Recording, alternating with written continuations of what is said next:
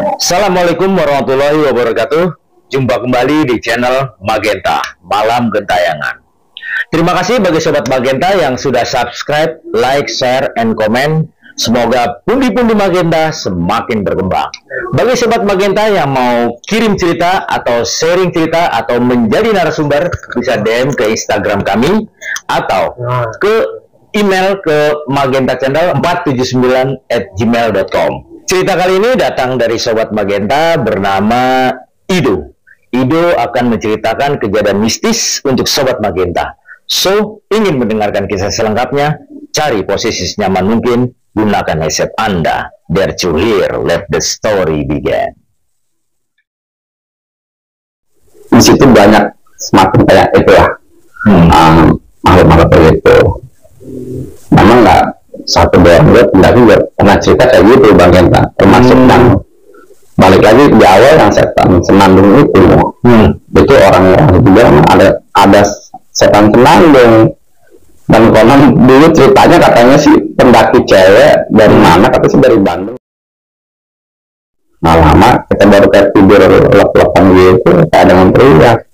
Nah tapi sebelum teman saya manggil ini kayak baru lep-lepan gitu, itu tenda saya kayak dikekep begini sama kayak makhluk aneh tuh, rambutnya gondrong, mungkin itu semakin kayak genderuwo kali ya. Oke, tanpa berlama-lama lagi, tanpa basa-basi, narasumber kita sudah datang ke studio Magenta. Selamat datang Bang Ido. Selamat malam Bang Genta. Alhamdulillah sudah mau singgah di studio Magenta nih. Siap. Aduh, jauh-jauh datang ke sini nih. Tinggal di mana Bang Ido? Di Bogor. Di Bogor? Yoi. Masya Allah. Jauh ya. Namanya silaturahmi kita ya. Siap. Mudah-mudahan ceritanya bisa berlanjut panjang nih. Insya Allah. Kira-kira mau menceritakan apa nih? Menceritakan agak sedikit horor kali ya, di pegunungan. Pertama kali gue naik ke Gunung Rinjani. Di Gunung Rinjani Bang Ido? Tahun berapa tuh kira-kira tuh? 98. Wih, mantap ya. 98 sobat Magenta di Gunung Rinjani. Bagi sobat Magenta, gimana coba Bang Ido? Kisi-kisinya dulu nih buat sobat Magenta nih. Ya berawal dari nongkrong di suatu tempat ya.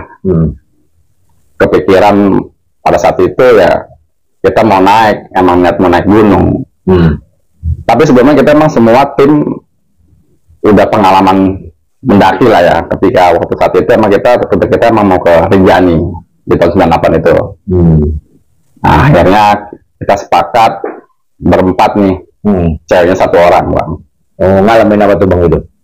Ya ngalaminnya ya berawal dari apa ya, penampakan yang kasat mata tapi terdengar di kuping itu banget Bang. Oke, tahan dulu Bang Ido. Kita mau sapa nih sobat Magenta di rumah. Oke, bagi sobat Magenta yang belum subscribe, like, share, and comment. Semoga pundi-pundi Magenta semakin berkembang.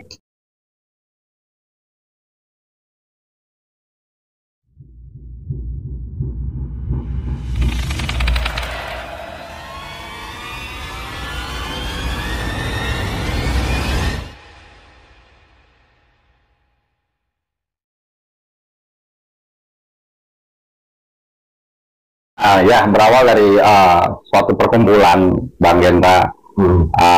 Kita memang emang sudah punya basic mendaki lah ya. Karena kita beda-beda, maksudnya arahnya, maksudnya mati kuliah di mana-mana gitu kan, ketemu di sini kita ngobrol, punya rencana untuk menuju ke Gunung Rinjani itu.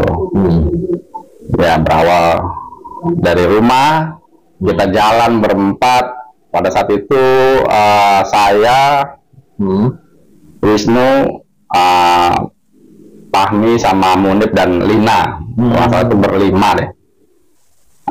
Kita jalan dari Jakarta menuju Pasar Senen, kita naik kereta, terus turun di Surabaya, ke Bungurasi, naik bis langsung ke Lombok. Dan juga pada saat itu memang kendaraan yang paling murah ya, mungkin pada saat itu ya itu Bang.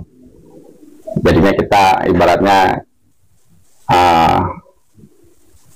ngecer lah ya, gitu. Ya berawal sih ya kita Bismillah ya kan, nggak ada namanya nggak ada niatan untuk apa-apa ya, jalan dengan lancar. Semoga ya kan pada saat itu sampai di base camp itu juga ya biasa aja bang. Kita siap perbekalan semua apa, packing udah selesai, terus kita pendaftaran sudah semua ya kan, ya udah kita jalan. Pada saat itu kita jalan kalau nggak salah itu sekitar jam 5 sore menjelang maghrib lah. Nah, kita jalan ya, kita berdoa sampai di pos 1 tuh sekitar jam 9 lah kalau nggak salah itu. Kalau nggak salah itu 4 jam lah saya sampai di pos 1. Nah di pos 1 pos 2 kita break, kita berikan tenda bang. Itu juga berawal tidak ada apa-apa, tidak ada curiga apa-apa segala macam. Nah semua udah berjalan normal, teman-teman juga pada tidur, udah pada ini. Kebetulan saya belum tidur pada saat itu. Nah, mungkin lagi saking nikmatinya keadaan alam di sana emang bener bagus gitu kan. Di malam hari pun enak gitu. Tiba-tiba ya di situ ada suara orang nyanyi Bang Genta. Suaranya dari pelan sampai terdengar di kuping saya tuh lama-lama jelas. Sampai saya lihat centering tuh nggak ada apa-apa. Tapi kok lama-lama semakin lama makin jelas suara itu. Saya bangun dari tenda, saya lihat belum kelihatan apa-apa tuh Bang Genta. Biasa tapi suara tuh kedengeran kayak orang senandung. Bahasanya tuh kalau di sana ya senandung, jadi kayak apa ya, kayak orang nyinden kali ya gitu kan. Ya udah lama-lama tapi saya kok jadi merinding kan, takut juga, ekstrim juga nih, ada apa gitu kan. Saya bangunin lah teman saya ini nih. Dari berlima ini saya bangunin ya cowok-cowoknya dulu, si Wisnu Pan sama si Menit ini ya. Karena mungkin mereka juga terlelap, lelah ya, capek, nggak mau bangun sampai saya tamparin semua itu bang. Teman saya satu ini Lina terbangun, kaget, malah Lina yang terbangun.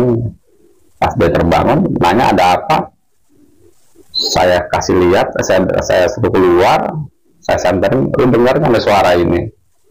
Sama dia bilang nggak dengar, ini jelas saya yang dengar. Akhirnya saya masuk, Lina masuk, terus suara makin deket bang. Ya udah akhirnya saya bangunin lagi teman saya ini, yang 3 ini, bangunlah mereka. Pas keluar tuh bang, itu benar-benar di samping pos bang. Kasat mata tuh cewek ya, tapi nyaru-nyaru gitu, tapi kayak bebayang gitu. Wah itu teman saya tuh yang namanya Lina itu langsung kesurupan gitu.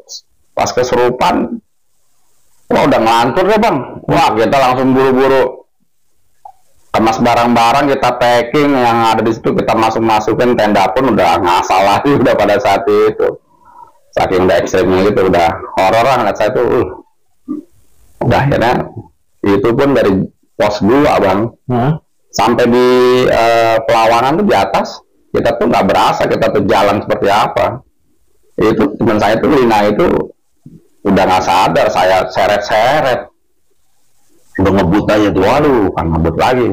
Pokoknya misalnya kita jangan sampai ini setan ngikutin kita terus. Itu pas kejadian itu emang bener-bener real bang. Maksudnya real dalam arti gini loh, itu kelihatan banget senandungnya tuh denger itu, tapi mukanya tuh dari samping. Wah ekstrim banget lah pokoknya. Buat serem pokoknya. Saya tuh sekarang ngobrol sampai merinding ini. Udah akhirnya sampai di atas, nggak tahu ya kalau saking kita takut ya bang Genta.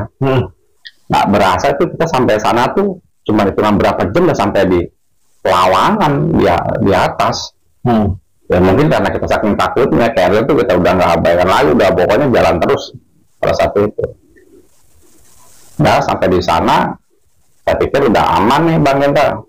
Ternyata teman saya ini, cewek ini, si Lina ini kesurupan.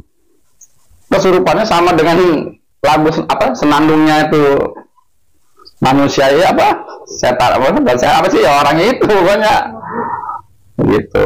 Ya udah akhirnya sampai saya tamparin itu teman saya itu cewek, bangun lo gitu. Maksudnya disadarkan gitu ya. Ya teman saya yang walaupun yang pinter istilah inilah baca-baca tetap aja Bang Genta nggak ini nggak mempan lah bahasanya gitu ya. Sampai saya lihat istighfar itu nggak ada apa gitu kan, kesurupannya saya bilang itu sangat ekstrim juga lah, kok sampai segininya gitu, ini orang makhluk ini ngikutin kita sampai di atas gitu. Nah udah tuh pas sampai di sana, ketika itu si Lina ini masih dalam keadaan masih ya kita katakan masih kesurupan lah ya, saya coba untuk teman saya suruh ngambil air di mata air Bang. Tapi mereka mungkin karena capek juga ya, saya juga capek, cuma akhirnya udahlah saya yang mengalah karena pada saat itu saya jadi leader ya. Saya turun ke bawah Bang, ngambil mata air. Itu di mata air Bang, pandangan saya itu udah dilihatin semua makhluk gitu. Begitu. Dan akhirnya ya saya coba untuk cuek, lama-lama ya merinding lagi tuh Bang, bener. Aduh, pokoknya serem banget pokoknya intinya. Tuh makhluk kayak ngeliatin saya pas ketika saya ngambil air di mata air itu. Udah akhirnya saya buru-buru naik ke atas, saya nggak mau cerita ke teman-teman dulu kan, karena takut malah tambah makin ini. Ya udah akhirnya si Lina ini saya coba bangunin lagi, tetap masih nggak sadar Bang Genta. Selang berapa jam kemudian baru tuh sadar. Gitu. Setelah itu ya kita minum, kita kasih minum, kita bacain salawat. Udah, nah paginya sekitar jam berapa itu ya pada saat itu kita nggak jadi muncak tuh Bang pada saat itu juga, karena kita ngeliat fisik kita udah capek banget.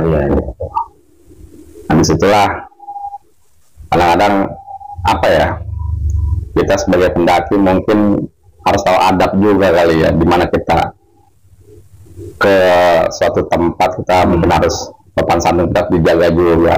Bukan berarti itu di semua gunung itu serem, nggak juga sih, dengan kitanya lagi balik dengan.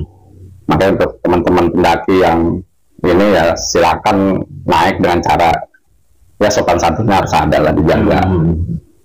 Udah tuh Bang, mengat ke situ lagi ya, kita besoknya muncak tuh Bang pagi, alhamdulillah sampai di puncak.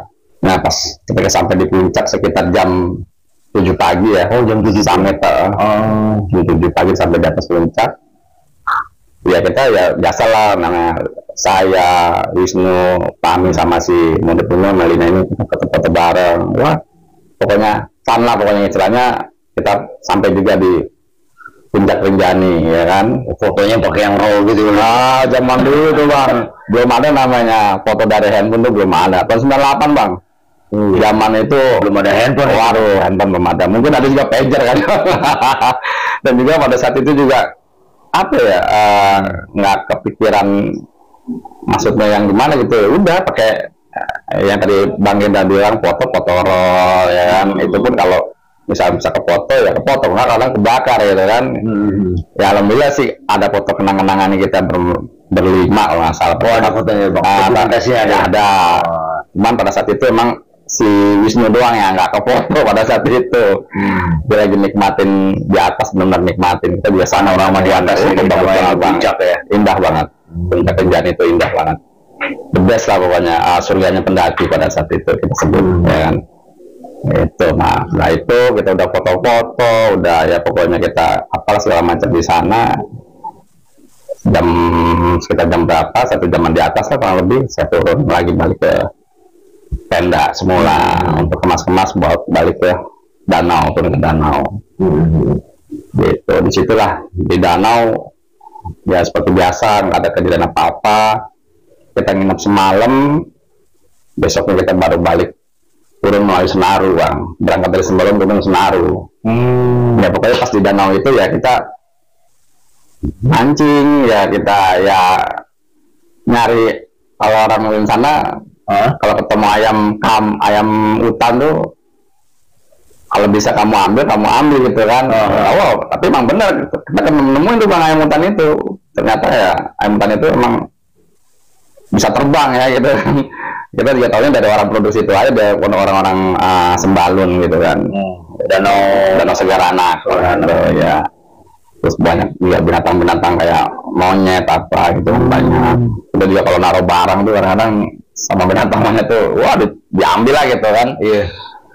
Banyak yang mancing juga tuh di danau. Oh, mancing banyak. Betul nggak, kita juga waktu itu bawa pancingan, Bang Enda. Kita sempat mancing, ya kan. Ini pas di danau tuh kita sempat mancing, ya kan. Kemudian kita juga bawa pancingan.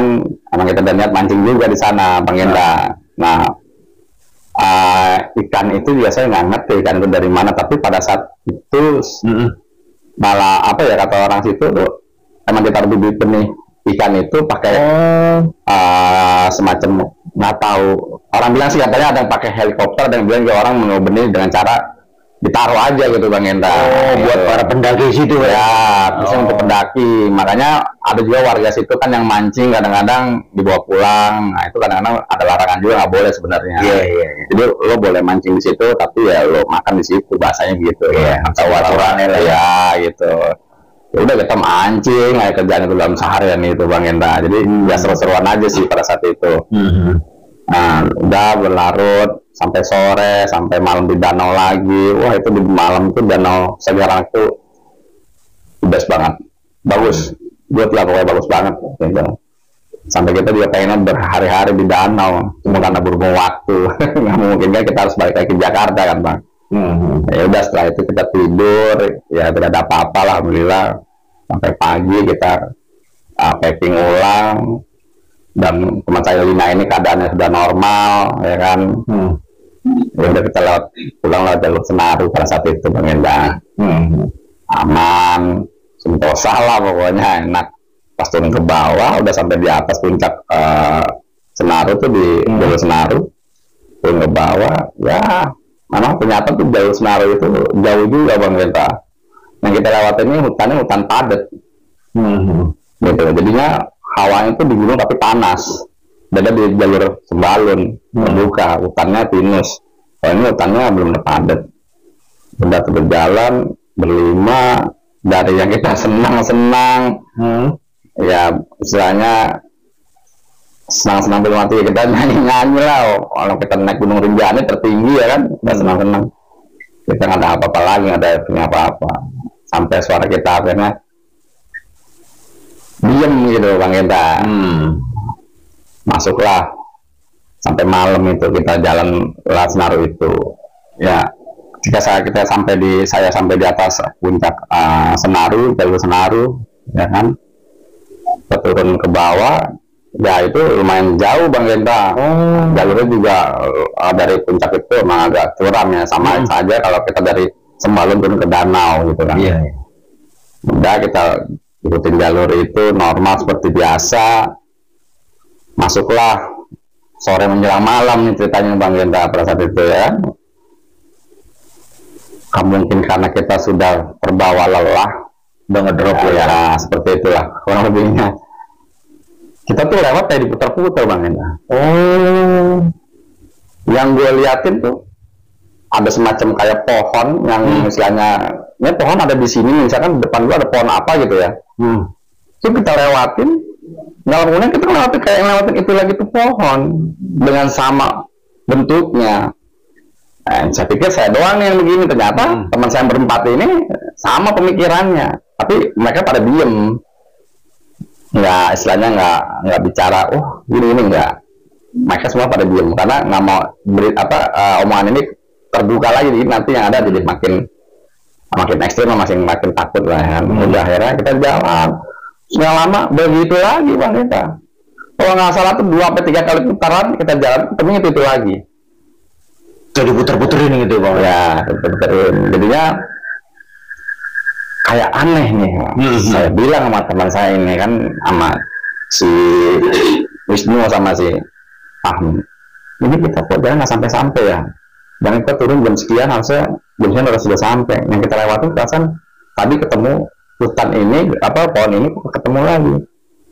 Semua akhirnya baru terbuka omongan itu Bang Enda. Tadinya nggak mau tuh. Nggak sama sekali, mereka nggak mau terbuka. Ketika saya ngomong itu mereka baru terbuka. Tapi bukan gue doang nih gitu kan. Nah, teman gue 3 orang ini udah sama. Ditanya Lina gimana? Kalau gue sih jalan-jalan aja deh Bang, tengah matiin itu. Berarti nggak sama 1 orang nih ceritanya makin Bang. Udah akhirnya coba kita jalan lagi terus. Waktu itu menunjukkan pukul sekitar hampir jam 12 lah. Jam 11 yang lewat. Wah kita udah udah drop lah bahasanya gitu ya. Walaupun kita ada makanan logistik masyarakat, kita udah drop, capek fisik, kita udah lelah. Kita niat untuk berikan tenda Bang Genta. Tapi ada teman saya satu orang ini, si Fahmi ini, yang tetap turun mau ke bawah, sampai ke base camp. Jadi kita di tenda, dia pamit duluan, sambil dia mau cari mungkin bantuan atau apa. Saking dia penasaran juga Bang Genta, dia turun terus. Kita tetap di tenda, tidur, karena udah hal yang gak wajar buat saya saat itu. Udah, nggak lama kita baru kayak tidur lep-lepan gitu, kayak dengan teriak. Nah, tapi sebelum teman saya manggil ini, ya baru lep-lepan gitu, itu tenda saya kayak dikekep begini, sama kayak makhluk aneh tuh, rambutnya gondrong, mungkin itu semacam kayak gondoruo kali ya. Waduh, saya juga nggak ngerti tuh. Itu nggak saya doang yang lihat, semua kita ini berempat dalam tenda ini ngeliat. Wow, udah. Kita semua udah pada istilahnya berdoa ya, minta jalan, misalnya minta inilah. Nah itu yang nggak lama teman saya langsung naik gitu, yang turun ke bawah. Ya betul, si Fahmi ini ke atas teriak, woi woi woi gitu. Wah ya suara Fahmi itu kita antara takut dan takut, ini bener Fahmi bukan kan gitu. Sedangkan yang kita lihat ini di atas kita ini makhluk, waduh makhluk ekstrem banget, serem banget Bang Genta. Itu mungkin gondoruo kali ya, bukunya juga kan yang panjang mungkin. Akhirnya kita memberanikan diri nih, teman saya satu lagi nih si Wisnu buka tenda. Benar teman saya si Fahmi ini. Tapi yang saya lihat itu, pandangan saya lihat itu si makhluk itu masih ada, tapi tidak seperti awal kita lihat Bang Genta. Udah mulai samar. Iya. Udah akhirnya kita buru-buru bangun, kemas. Udah tenda asal-ngasal aja tuh, udah pokoknya kita kita udah. Ya dibilang rasa takut ya takut. Ya gimana ya, kita dikekep panas Bang Genta. Mungkin panasnya itu satu mungkin karena hutan juga sama makhluk aneh itu ya. Ya udah, kita kemas asal, kabut langsung ke base camp. Ya kurang lebih 30 menit kita sampai di base camp. Di situ Bang Genta. Makanya pas kita sampai di bawah, kebetulan ada yang penjaga posnya kan. Dia tanya, Mas, turun dari danau jam berapa? Sekitar jam 9, jam 10, taruh jam 9 lah. Jam 9 Pak. Ini baru sampai. Iya, ini jam berapa lo? Kita lihat Bang Genta itu udah hampir beduk subuh. Jam 3 lewat sampai setengah 4. Oke lah loh. Makanya saya, wah gila ini pendakian sangat luar biasa buat saya gitu loh. Bener-bener kok jauh gitu, apa emang rutenya jauh, apa emang kita benar-benar yang tadi saya bilang diputer-puter. Kalau secara logika kan naik lebih lama, turun lebih cepat ya bilang. Betul. Dari situ kan, wah ini aneh saya bilang. Tapi ya sudah kita menyikapinya yang biasa aja lah ya. Ya udah pas orang itu bilang, oh itu terlalu lama. Terus kamu tadi di mana? Saya tadi tempat buka tenda Pak di pohon besar atau pohon besar. Nah teman saya ini turun. Saya udah, misalnya fisik kita udah lemah, udah harus istirahat, udah ngantuk juga kan. Di tenda Pak. Itu sebelum saya ngomong begitu, orang itu ngomong Bang Genta. Tapi kan memang orang itu tahu di situ ada macam penunggu lah ya. Makanya disitulah makanya kita astagfirullahaladzim. Jadi kita ini mungkin salah kali ya, mungkin kita juga nggak permisi atau apa juga kali ya. Ya kita sih ngakuin kesalahan, tapi kalau memang kita salah ya kita mohon maaf. Tapi selama ini kita lihat ya normal-normal aja, kita turun gitu, biasa-biasa aja. Memang kita dari awalnya kita senang kan karena kita udah sampai puncak, terus kita ke danau nginep semalam, terus kita turun ya, kita ibarat senang lah gitu kan. Gitu loh. Tahun 98 itu mah kan Bang, bahasanya pendaki pada saat itu masih jarang. Lagi tahun 98 itu saya pergi itu zamannya masih kerusuhan Bang Genta. Orang kerusuhan, kita naik gunung berlima. Orang tua kita juga udah was-was aja kan, di sana ada kendaraan, di sana rusuh kan kayak gitu. Akhirnya nggak pengaruh tuh ya. Nggak pengaruh buat kita. Karena kita udah niat kita mau naik ke Gunung Rinjani ya. Alhamdulillah walaupun ada semacam hal seperti itu, tapi kita tetap bersyukur kita selamat sampai rumah gitu loh Bang Genta. Jadinya si balik lagi ke orang yang ini ngebilangin ya lain kali kalau emang udah itu harusnya istirahat aja dulu mas di kos berapa di sana, jangan paksakan turun, dan juga jangan sekali buka tenda di situ. Memang di situ banyak semakin kayak itulah makhluk-makhluk kayak gitu. Memang nggak satu dua orang pendaki juga pernah cerita kayak gitu Bang Genta, termasuk yang balik lagi di awal yang setan senandung itu. Itu orang itu bilang ada setan senandung, dan konon dulu ceritanya katanya sih pendaki cewek dari mana, katanya sih dari Bandung, yang meninggal kedinginan. Terus dia di situ nggak taunya tuh dia itu kayak orang mungkin di kampungnya dia ya gitu ya, dia bisa kayak orang nyinden gitu, tapi bahasanya bahasa orang sana gitu. Sedangkan yang korban itu namanya itu orang, kalau nggak salahnya saya tahu sih orang Bandung kalau nggak salah. Jadinya ya sudah disebut jadi setan senandung ya, pada saat saya naik pada saat itu pendakian itu. Ya udah akhirnya kita balik lagi ke pos Senaru itu, kita bersih ya udah mau masuk bulan subuh. Kita bersih kita istirahat, baru kita langsung balik ke Jakarta. Ya pokoknya ya intinya buat teman-teman pendaki ya dimana kita berada, kita tetap adab atau sopan santun kita harus dijaga. Bukan berarti wah orang dengar gini gunung ini serem nih, ekstrimnya gini-gini, wah enggak juga sih. Yang penting kitanya sendiri ini yang menjaga gitu, jangan sok-sokan, jangan takabur lah, apalagi sok-sok buka-buka jalur sendiri. Bang Genta, wah banyak tuh dulu kayak gitu orang saya dengar. Akhirnya apa, menyengsarakan dia sendiri, dia nyasar, dia jatuh ke jurang. Makanya kita kalau naik gunung itu yang sudah ada jalurnya, treknya kita jalani, jangan sok-sokan buka-buka sendiri. Gitu. Jadinya saya lagi buat teman-teman pendaki yang hobi pendaki sekarang ini kan lagi mau aban ya. Ya tolonglah dijaga adab sopan santun kita di mana kita pergi suatu tempat, ya kita jaga. Nggak ada yang namanya istilahnya sampai dibilang gunung naik itu nggak ada, dan kitanya aja. Jadi itu Bang Genta. Jadinya ya sekali lagi pokoknya monggo, ayo teman-teman pendaki yang mau naik gunung silakan.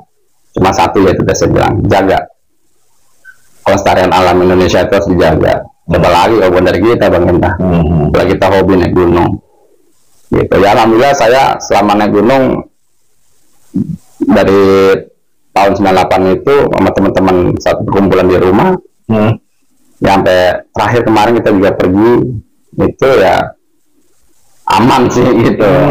Baru kali itu aja mungkin ya nggak tahu kenapa ya, mungkin ya kalau dibilang mungkin apes gua kalinya, tapi nggak juga sih gua bilang. Tapi emang lah gitu, ini pengalaman saya. Itu sampai detik sekarang itu masih teringat setan senandung itu ada di pos 2. Masih terngiang. Iya, terngiang banget, soalnya itu benar-benar di samping saya itu tenda itu jelas, sampai saya bangun teman saya pukulin nggak mau bangun. Pas dia bangun dia ngeliat langsung kaget pingsan. Udah saya mau kemah saya langsung beres-beres, saya jalan tuh dari pos 2 sampai di lawangan di atas lawangan di atas tuh nggak berasa itu. Ya disitulah pengalaman saya di saat kita naik gunung Rinjani di tahun 98 bersama teman-teman itu berlima. Ya kenangan yang manis. Istilahnya sampai detik sekarang juga pun saya juga masih eksis lah. Kalau lagi ada libur ya atau apa, saya masih suka naik kadang-kadang sama teman-teman yang lain di luar dari komunitas atau di tempat kerja saya juga sama. Oke, gitu aja. Terima kasih nih Bang Ido, pendaki senior kita. Silakan diminum Bang Ido. Oke, minum dulu Bang Ido. Ya.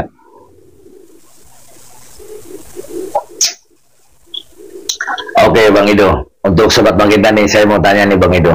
Kira-kira pada saat tahun 98 sama sekarang, pendaki lama atau pendaki yang sekarang tuh gimana tuh Bang Ido tuh?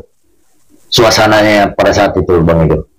Kalau pendaki lama apa ya, dari atribut aja udah masih zaman dulu banget ya, yang istilahnya nggak sekarang yang udah pada mungkin kita lihat aja dari tongkat aja, kita belum aneh kayak gitu bang. Iya benar. Keril aja masih keril zaman dulu. Iya. Yang istilahnya busanya itu beda sama sekarang, udah bagus-bagus lah. Udah istilahnya recommended banget lah.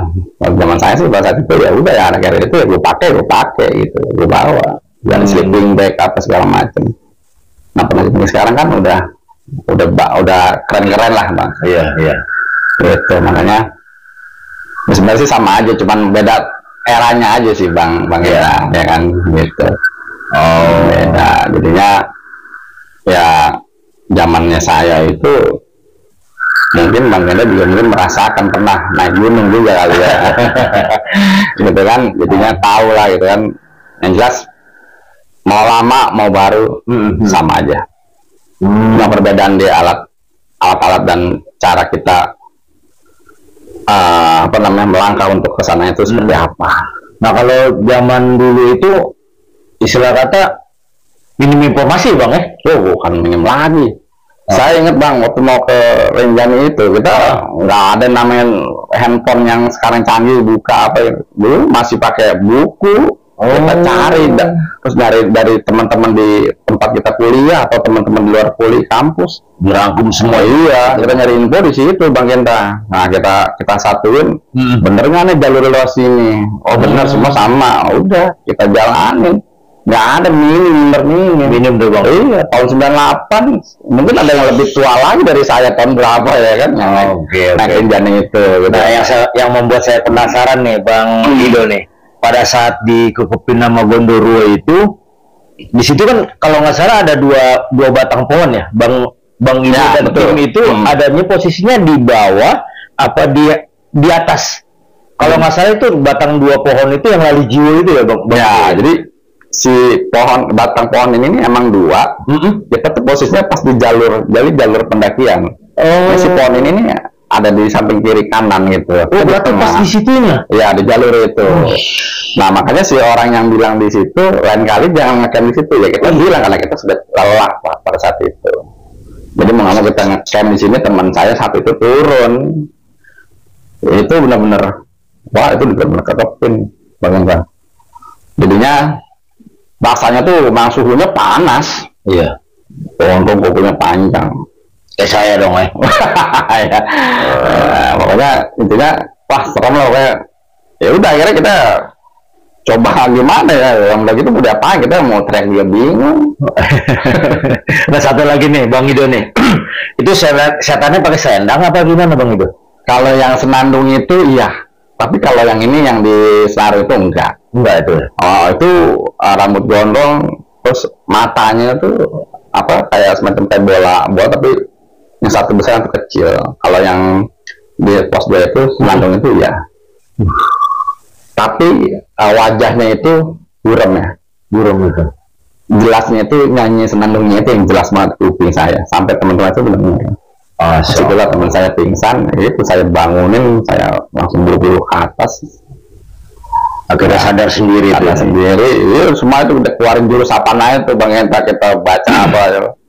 Udah akhirnya sadar ya, itu saya turun ke bawah ngambil air buat teman saya ini, itu di keliling saya tuh kayak diliatin. Saya waduh asli merinding. Oke. Pada saat itu saya naik, pada saat itu yang naik itu cuma tim saya doang bang. Jadi itu kalau nggak salah di tahun 2098 Desember itu masalah tanggal udah mau tahun baru. Masalah usulan kita naik gunung. Oke bang Ido. Terima kasih nih bang Ido. Untuk sobat Magenta, bisa nggak bang Ido nih memberikan pesan-pesan untuk sobat Magenta di rumah nih bang Ido? Ya, kalau buat saya, buat teman-teman pendaki, pesan-pesannya bersikaplah, sopan santun itu harus ada. Dimana kita berada, entah itu kita mau kemana, naik gunung atau kemana, itu harus ada. Bila mana kita nggak jaga sopan santun itu, ya pasti akan terjadi hal yang tidak diinginkan. Makanya gunung itu memang tempatnya, tapi nggak semuanya begitu. Ya silakan teman-teman mendaki yang mau naik gunung, monggo silakan. Oke. Nah perlu istilahnya, wah dengan adanya cerita seperti ini jadinya seakan-akan serem gunung, enggak. Siap. Tapi Bang Genta bisa ngasih kesimpulan, adab dan tingkah laku harus dijaga Bang Ido ya. Siap. Oke, terima kasih Bang Ido sudah mau menceritakan pengalaman pribadinya nih ya. Oke, bagi Sobat Magenta yang belum subscribe, like, share, and comment, silakan subscribe agar pundi-pundi Magenta semakin berkembang. Bagi Sobat Magenta yang mau sharing atau menjadi narasumber di channel Magenta, dapat mengirimkan ceritanya DM ke Instagram kami atau email ke magentachannel479@gmail.com. See you and beware of your mind.